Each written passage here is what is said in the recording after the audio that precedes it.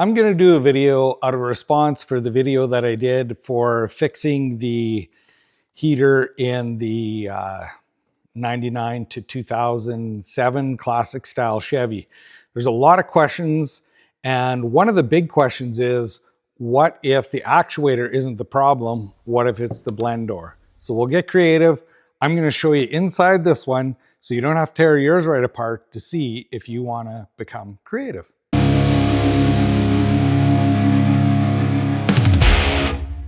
First of all, there's a whole bunch of questions about the actuators. Now, I covered that a bunch in the other video, but this actuator here is the actuator that is, it's not on here, but it is the actuator that controls the door inside here that directs heat through the heater core or through the evaporator.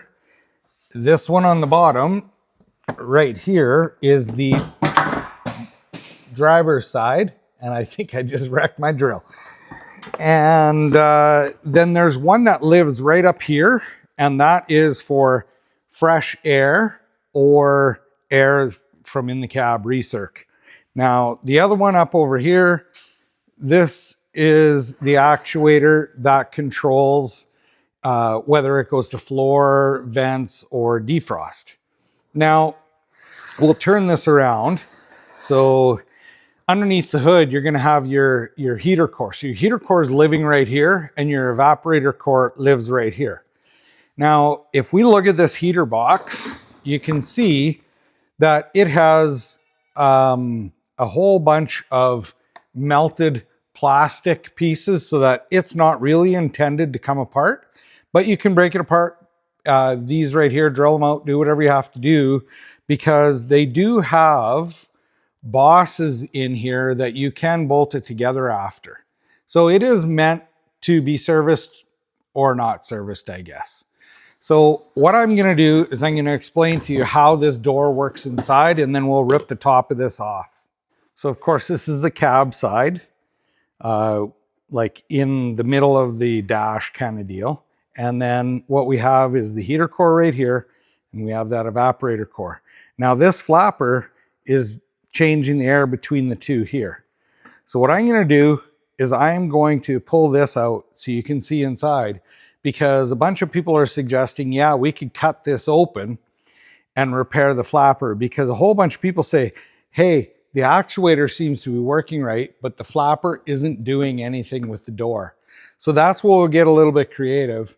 And to help you be creative, it'd probably be better to see what's inside of here if you're going to cut and fiberglass this out before you do that. So this is a 5.5 millimeter socket for all these screws, just so you know.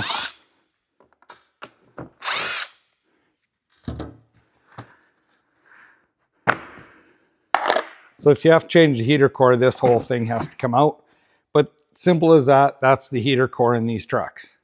Now, we'll dump it up and shine a light in there.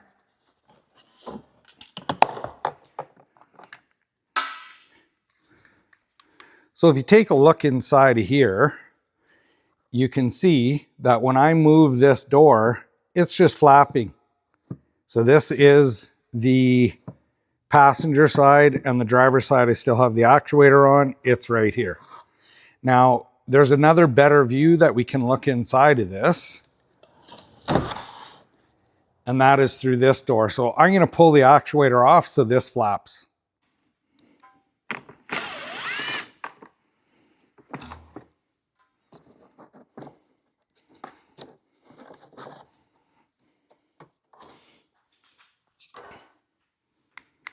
If we take a look inside, down inside of here, we'll take a look way down inside.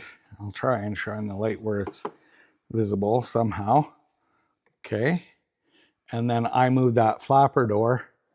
Yeah, it's pretty hard to see. I'm going to shine a light in the other side and we'll get set up here. Okay, I planted the light down in there, and that's just me doing this in here. And if I take and shine it inside of here, where hopefully you can see it, that door is just flopping between the two. So if we take a look on the outside here, the door is going to here. So if this is broke off or however off that door, technically, you can get creative and cut a hole in here and be ready to fiberglass it up. It would save a ton of time, especially on something, you know, older. The only problem is we'll take a look inside my truck.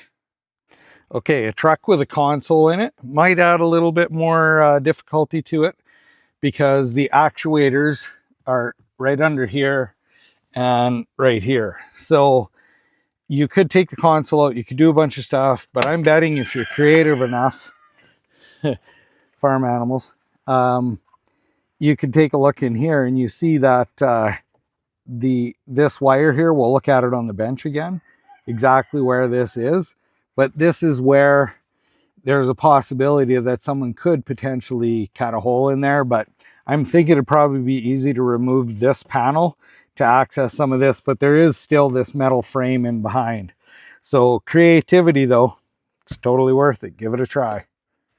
So a truck without a console, we can access the bottom of this fairly easy, but still can't get to the front of it. So if we open this glove box, same thing.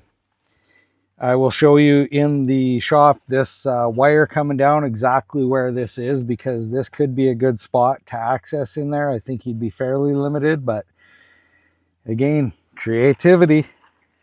The wire that we were looking at on the outside is right there. And if you look, there's the center of the flapper door, and it is all in this direction. So it actually goes against the outside of this piece right here is where it stops on. So this piece right here could easily be somehow, there's some way that you could access the inside to get creative to potentially fix this door if this is broke off or if the door is broke off. I've never actually had one of these doors out of here, never had to go that deep.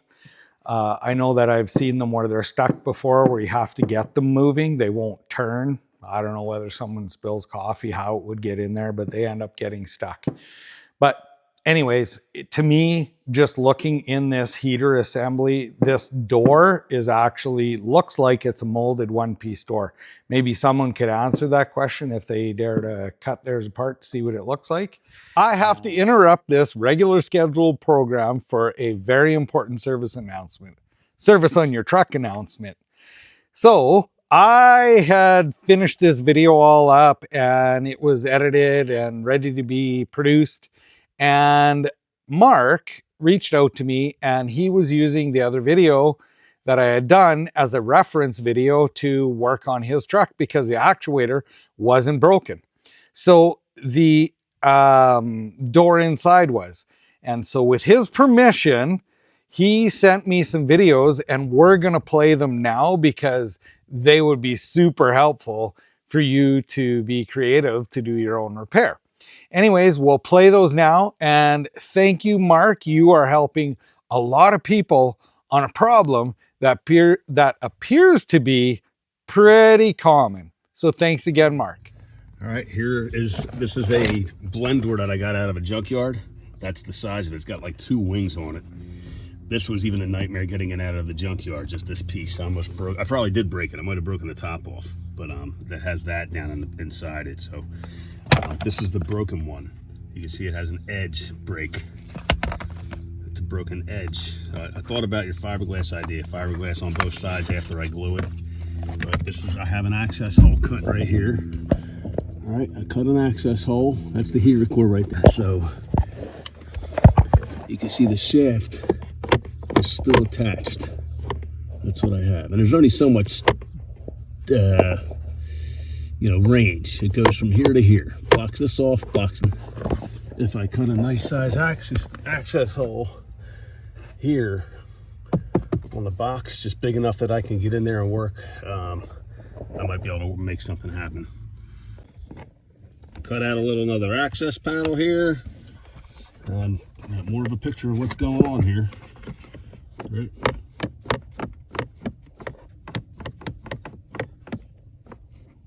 I think I might be able to glue it. Yeah, I just really appreciate people are reaching out for these questions. And so hopefully this is going to help you. And There's that other video you can check out and see what I'm talking about on how to actually change this actuator without pulling everything apart. It's a bit of a bear, but it's totally worth it. Thanks so much for watching and have an awesome day.